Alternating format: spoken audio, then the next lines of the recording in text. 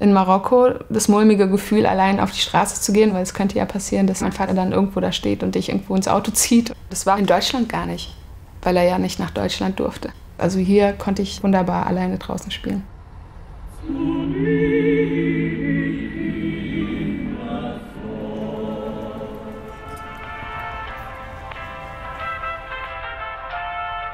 Ich bin Namika, bin 26 Jahre alt, komme aus Frankfurt am Main. Ursprünglich bin ich aus Marokko und ich mache Musik.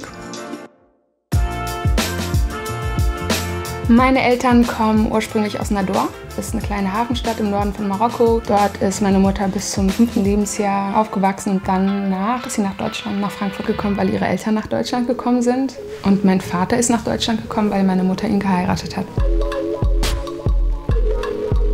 Meine Mutter hat direkt Anschluss gefunden in Deutschland. Sie ist hier zur Schule gegangen und mein Vater hat ja sein ganzes Leben in Marokko verbracht, sozusagen, seine Jugend vor allem auch. Er kommt aus einem relativ wohlhabenden Elternhaus und als er dann nach Deutschland kam, hat er sich, glaube ich, nicht zurechtfinden können.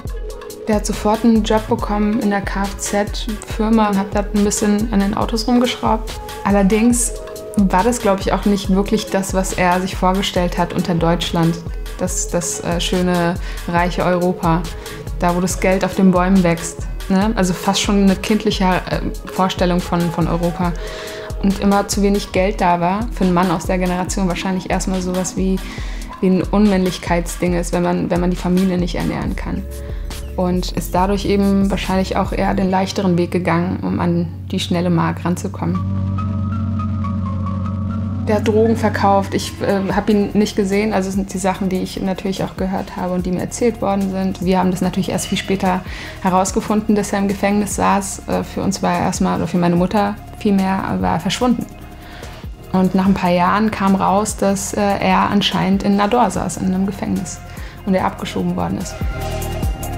Ich habe meinen Vater nie kennengelernt. Ich bin auf die Welt gekommen, meine Großeltern waren für mich da, meine Mama, meine ganze Familie. Es gab zwischendurch, als ich 4 Jahre alt war oder so, gab es dann diesen Moment, wo er seinen Schwager zu meinem Großvater nach Marokko hingeschickt hat und hat seine Familie zurückverlangt. So als wären wir sein Besitz. Und mein Opa hat das eben nicht mit sich und mit uns machen lassen und hat ihn weggeschickt. Und daraufhin kam halt die Drohung, dass er dafür sorgen wird, wenn er die Kleine sieht, dass er sie mitnimmt und sie auch Marokko nicht verlassen kann. Und seitdem durfte ich im jungen Alter nicht mehr alleine draußen in Marokko vor der Tür spielen. Meine Mutter hat in Deutschland andauernd gearbeitet. Sie musste ja irgendwie die Miete zahlen. Sie hat ja sogar gearbeitet, als sie noch schwanger mit mir war. Ich bin teils, während sie auf der Arbeit war, dann bei meinen Großeltern geblieben. Das war ein Hand-in-Hand-Spiel zwischen, also für mich, das war meine Familie, meine Großeltern, meine Tanten, meine Cousinen, Cousins, meine Mama. Dieser Song, Kiwelu, gibt es ja die eine Zeile, ich hol uns raus hier, Yimmer, glaub mir. Yimmer bedeutet Mama auf Amazighisch. Ja, das war einer der Sätze, die ich zu meiner Mutter gesagt habe, wenn sie mir einreden wollte, dass Musik nichts ist. So, und dann habe ich immer zu ihr gesagt, Mama, ich hole uns hier raus, glaub mir so, lass mich einfach mal machen. Worauf die Zeile bezogen ist, natürlich ganz, ganz klar auf die Umstände, in denen wir gelebt haben. Die Einzimmerwohnung, die Zweizimmerwohnung, einfach ein angenehmeres Leben, ein leichteres Leben, dass man eben keine Angst haben muss, so schaffe ich diesen Monat irgendwie die Miete zusammenzukriegen oder kann ich mir jetzt den Kaffee beim Bäcker leisten. Ich habe ihr den Song gezeigt, als ich den aufgenommen hatte. Bei der Zeile kam mir auf einmal die Tränen in die Augen geschossen. Ich habe es gesagt und gemacht.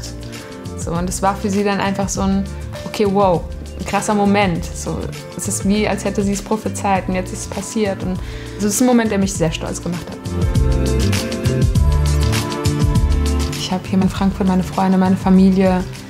Ich muss jetzt nicht irgendwie in die nächste größere Stadt ziehen, um das Gefühl zu haben, ich bin an einem Ort, wo irgendwas passiert, wo es pulsiert. Hier pulsiert es genauso. Frankfurt ist ein bisschen kleiner und gemütlicher, würde ich sagen. Aber ich mag Frankfurt ganz gern, weil hier eben meine Wurzeln sind und Frankfurt ist auch für mich wie ein Anker.